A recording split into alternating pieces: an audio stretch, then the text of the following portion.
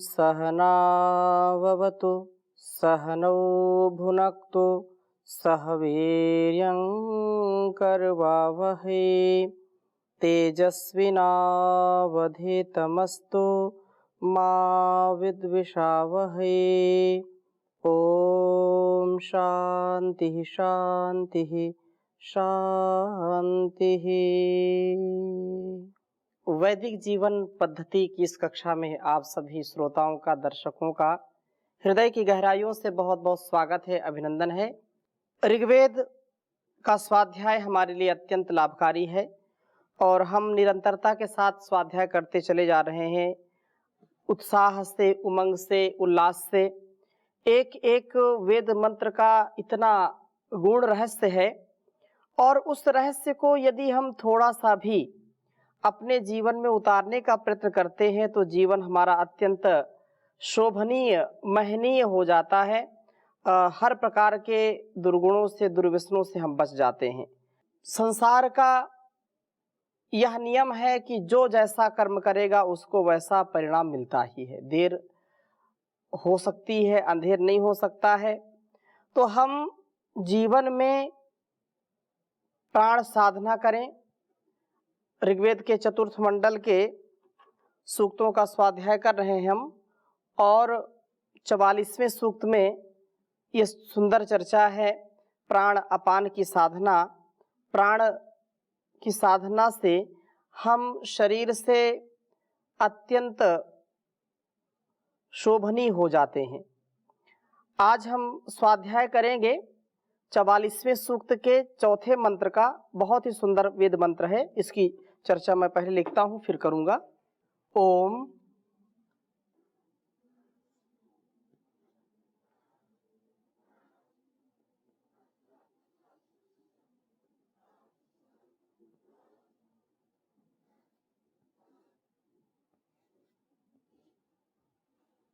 हिरण्येन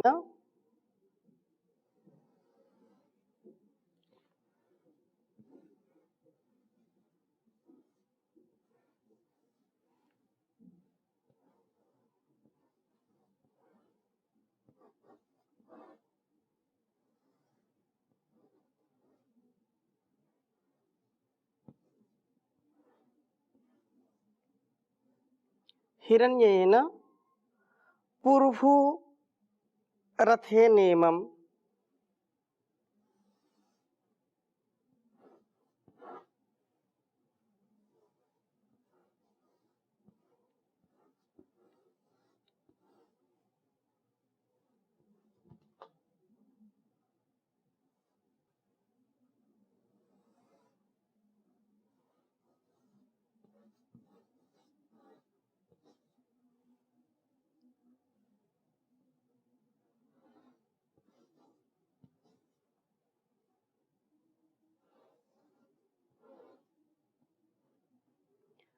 रथे नेमम यज्ञम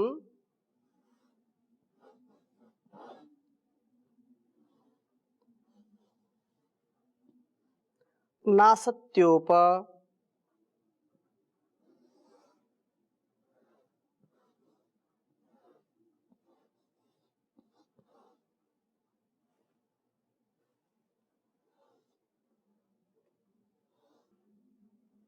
नासत्योप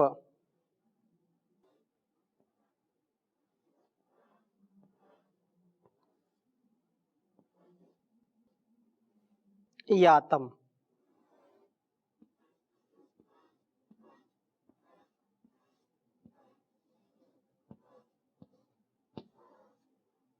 पिबाथ इन मधुनः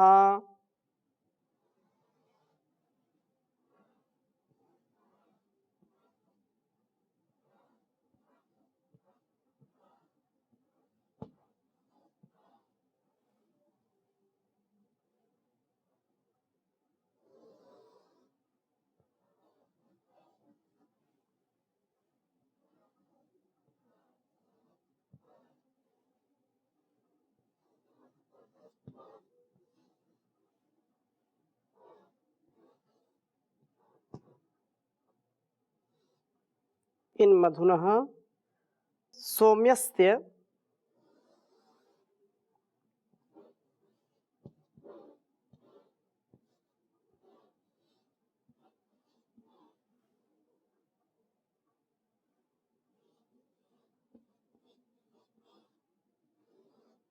सौम्यस्य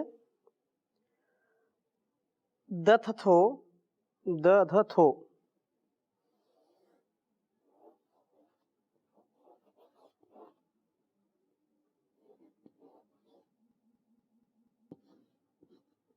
दधथो रत्नं विधते जनाय।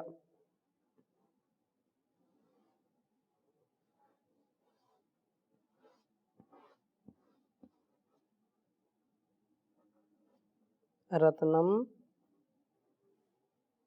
विधते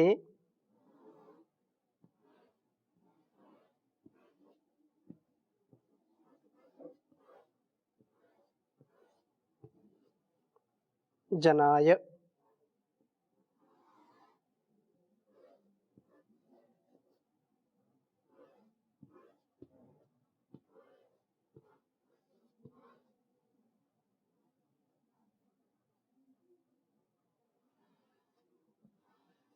ऋग्वेद के चतुर्थ मंडल के 44वें सूक्त का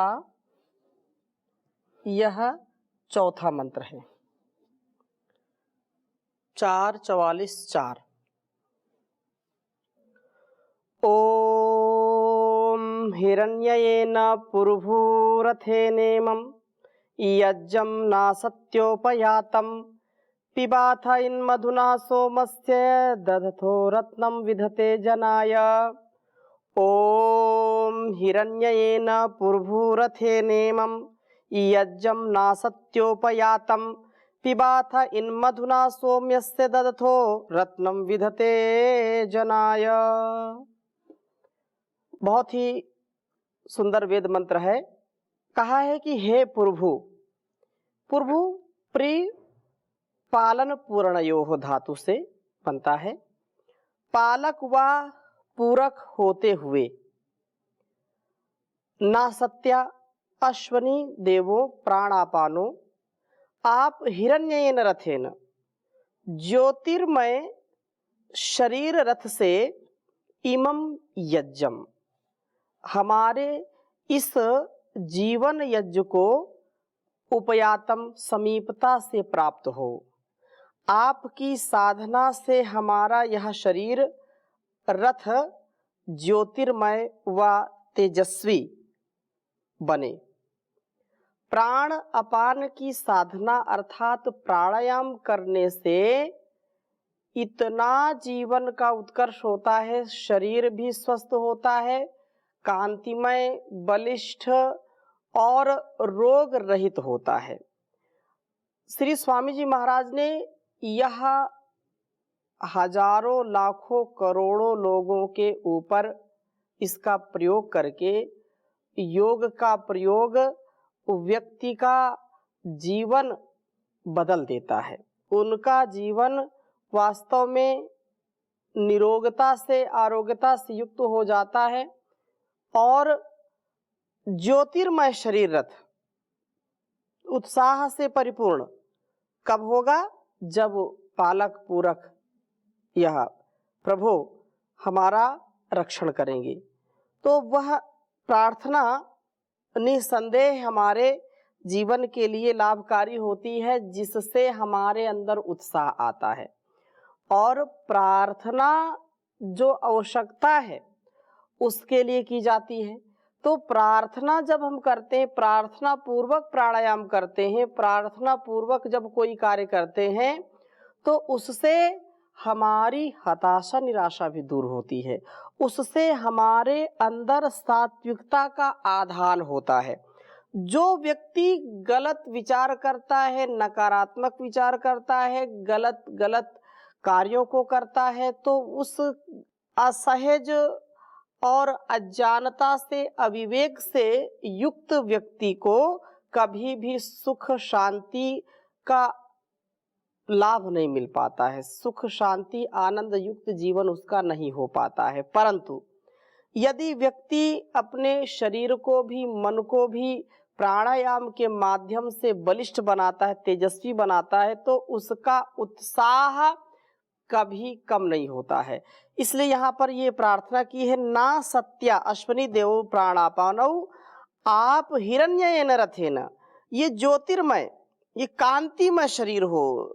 दुर्बल, कमजोर, कांतिहीन शरीर कभी भी हमारे लक्ष्य को पूरा करने वाला नहीं होगा। जो शरीर से बलिष्ठ है, लेकिन इसका अहंकार भी नहीं होना चाहिए, अहंकार से हम दूर रहें। शरीर बिल्कुल सोने जैसा चमकना चाहिए। चमकने का तात्पर्य क्या है कि जब प्राणापान की साधना करेंगे, प्राणायाम करेंगे, तो इंद्रियों पर हमारा पूरा आधिपत्य हो जाता है, हम जितेंद्रिय हो जाते हैं। और जो कुछ भी हम खाते हैं, रस, रक्त, मांस, मेद, मज्जा, अस्थि, शुक्र, वीर्य, तेज, ओज से परिपूर्ण हो जाते हैं। इसका भोजन का ठीक ठीक परिपाक हो पाता है और वह शरीर को कांतिमय बनाता है। ऊर्ध्व रेता ऊर्ध्व चेता बन जाते हैं हम। युवाओं को, युवतियों को इसका अभ्यास अवश्य करना चाहिए। अपनी सात्विक बुद्धि, अपने सात्विक कर्मों, अपने सात्विक स्वधर्मों का पालन करने के लिए प्राणायाम परम आवश्यक है। ये औषधि है, महाऔषधि, रोगियों के लिए महाऔषधि और योगियों के लिए समाधि का साधन है। इसलिए प्राण की बड़ी महिमा उपनिषदों में भी गाई गई है। वेदों में तो है ही है, वेद तो उसके मूल हैं, लेकिन उपनिषदों में, दर्शनों में बहुत ही महिमा इसकी गाई गई है। तो यह शरीर रथ हमारा ज्योतिर्मय बने।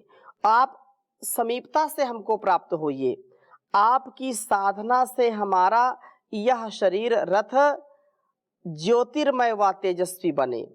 इसके द्वारा हम जीवन यज्ञ को सुंदरता से पूर्ण करने वाले हों। ये सारा संसार यज्ञमय है और यज्ञीय जीवन हमको जीना चाहिए। हम यज्ञ के मूल में क्या? यज्ञ के मूल में त्याग की भावना। जिसके जीवन में त्याग की भावना है और उसको वह अच्छी प्रकार से समझ करके अपने जीवन को आगे बढ़ाता है, तो वो सफलता पाता है। हम बिना त्यागे तो कुछ कर ही नहीं सकते हैं। हमको आगे बढ़ना है तो हम एक एक कदम आगे बढ़ाते हैं, एक एक कदम पीछे से उठाते जाते हैं। एक कदम पीछे को उठाया तो ही एक कदम हमारा आगे बढ़ता है। इसलिए बिना त्याग किए हम अपने जीवन को और इस जगत को कभी भी दिव्यता से, कभी भी सफलता से युक्त नहीं कर सकते हैं। अपने परिवार को नहीं चला सकते हैं। त्याग सबसे बड़ा साधन है। इसलिए ईशावास्यमिदं सर्वं यत् किंच जगत्याम जगत तेन त्यक्तेन भुंजीथा मा गृधा कस्मिद् धनम। त्याग पूर्वक जीवन जीने की बात कही। हम श्वास केवल भरते जाएं, बात नहीं बनेगी। श्वासों को भरना भी है और छोड़ना भी, त्यागना भी है। हम जो कुछ खाते हैं उसका सार ग्रहण करते हैं और जो हमारे शरीर के लिए अनावश्यक है उसको मलमूत्र के माध्यम से उसको बाहर कर देते, शरीर से निकाल देते। त्याग ही तो है। अच्छी अच्छी विचार, अच्छी अच्छी जो बातें, अच्छी अच्छी बातों का, अच्छी अच्छी विचारों का हम संग्रह करें और जो हमारे बुरे विचार हैं उनको छोड़ दें, उनको त्याग दें। हम कोई अपमान कर दे हमारा, हमको कोई कुछ बोल दे या विकट संकट आते हैं, गलतियां हो जाती हैं, हमसे कभी पाप हो जाते हैं, तो उन बातों को हम फिर क्या करते हैं? भूल जाते हैं, उनको छोड़ देते, उनको पकड़ करके नहीं बैठते।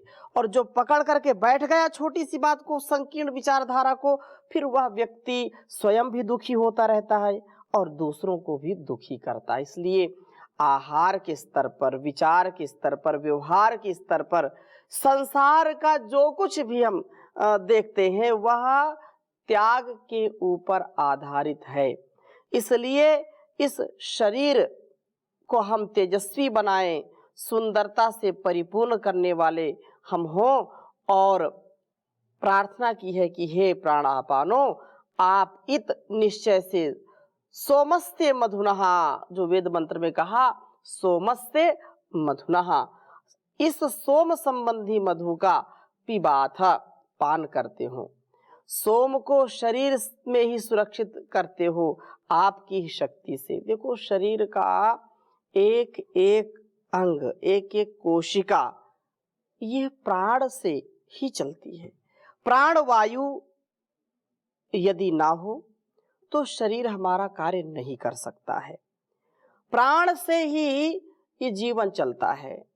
किसी व्यक्ति को ऐसे आप सुनते हैं, देखते हैं या पढ़ते हैं, कोई बिना भोजन किए, भोजन यद्यपि मनुष्य की आवश्यकता है, मूलभूत आवश्यकता है, बिना अन्न के कोई जीवित नहीं रह सकता। भोजन चाहे एंट से लेकर के एलिफेंट तक कुछ ना कुछ उनका जो आहार सुनिश्चित है, आहार परम आवश्यक है।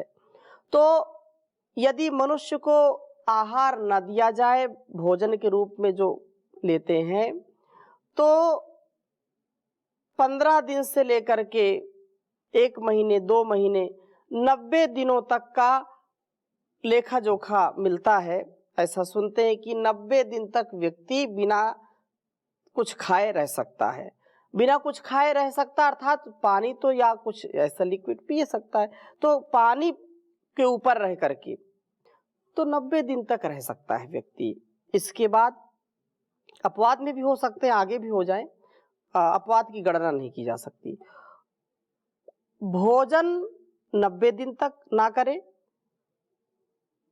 जल सेवन, कुछ लोग जल पर भी कि जो है निर्जला व्रत रख दिया या पानी नहीं मिला किसी संकट के कारण, तो उसमें भी आप देखेंगे तो कई दिन तक जल के बिना भी 1 सप्ताह, 10 दिन, 9 दिन तक, कोई 3 दिन तक रह सकते हैं, क्योंकि जली हमारा शरीर अधिक होता है, 70% जल होता है। तो कहने का आशय यह है कि बिना अन्न के हम दीर्घ काल तक रह सकते हैं, बिना जल के कुछ काल तक तो जीवित रह ही सकते हैं, 1 दिन, 2 दिन, 3 दिन, 4 दिन, जो भी। लेकिन बिना प्राण के, बिना श्वासों के लिए और छोड़े, प्राण अपान की साधना किए बिना व्यक्ति 2, 3, 5 मिनट भी नहीं रह सकता है। किसी का अभ्यास है तो 2 मिनट, 3 मिनट, योगी ही तो 5 मिनट। अब इससे आगे की योगी तो वो तो अपवाद में उनकी गणना आएगी। परंतु यह निसंदेह, निर्विवाद यह सत्य है कि सारे संसार में प्राण का अत्यंत महत्व है। इसलिए प्राण अपान हमारे जीवन की रक्षा करते हैं, जीवन को श्रेष्ठ बनाते हैं, और ये हमारे रस, रक्त, मांस, मेद, मज्जा, अस्थि, शुक्र और वीर्य की पुष्टि करते हैं, उनको शक्तिशाली बनाते हैं और सोम को शरीर में ही सुरक्षित रखते हैं। जो प्राणायाम करता है वह ब्रह्मचर्य का पालन करने में सफल रहता है, तेजस्विता से युक्त रहता है।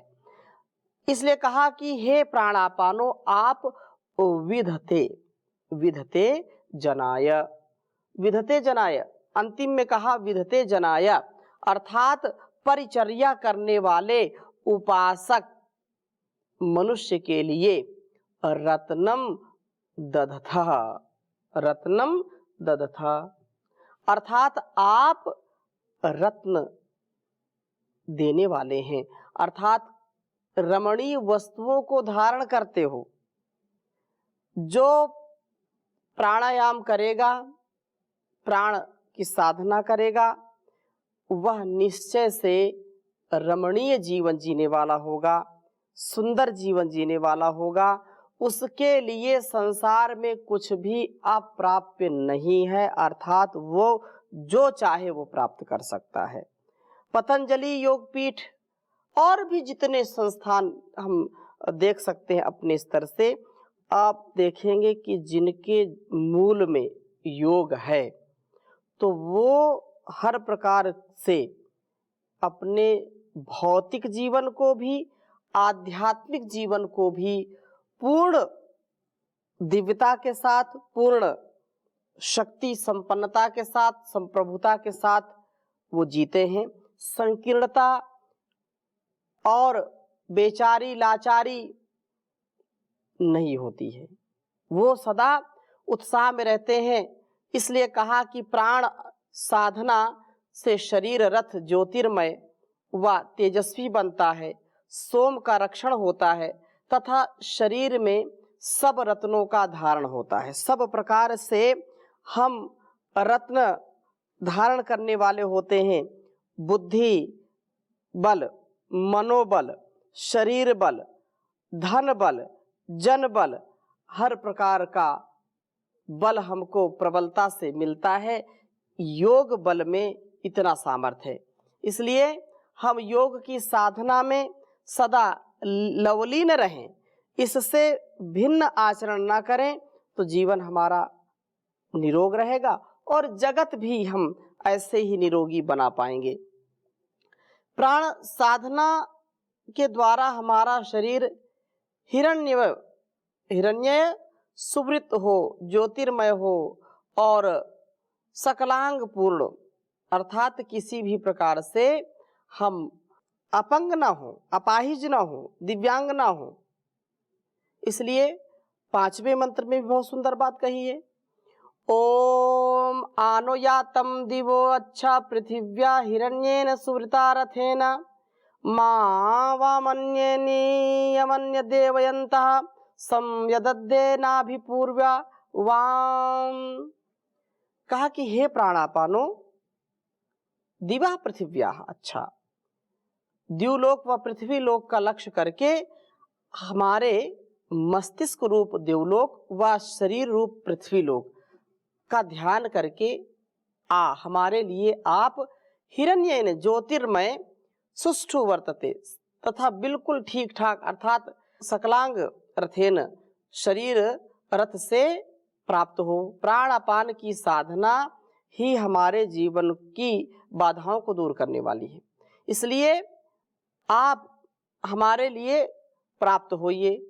देवयंता, अन्य दूसरे देवयंता द्यूता आदि क्रीड़ाओं को करते हुए लोग आपको नियमन रोकने वाले ना हो, अर्थात हम अन्य व्यवहारों में उलझकर आपकी साधना को कभी भूल ना जाएं। लोग कहते हैं कि प्राण साधना अर्थात प्राणायाम योगाभ्यास करने का समय हमारे पास नहीं है। समय बहुत है, लेकिन समय का वो दुरुपयोग करते हैं।